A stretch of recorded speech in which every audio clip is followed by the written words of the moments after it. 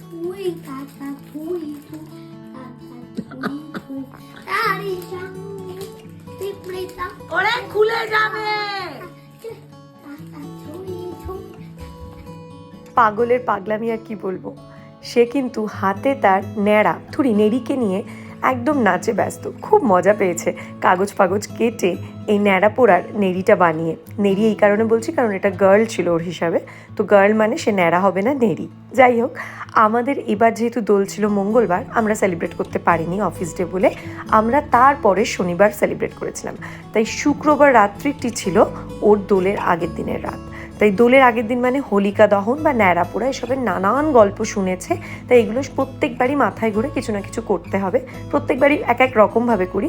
তাই এবার প্ল্যান করলাম, এই ফায়ার পিটটা বহুদিন ধরে কেনা রয়েছে আমাদের গ্যারেজে, অনেক দিন ধরে ভাবছি হয়তো এটা ডিমও পেরে দিতে পারে, কারণ এটা কোনো দিন ইউজ করা হয়নি। তাই এবার এটারই সদ্ব্যবহার করলাম আমরা সবাই মিলে। বেশ হই হই করে তিনজনে মিলে জিনুর এই নেড়িকে বানানো, আর তারপর মহা আনন্দে তিনজনে মিলে ন্যাড়া পোড়া করা।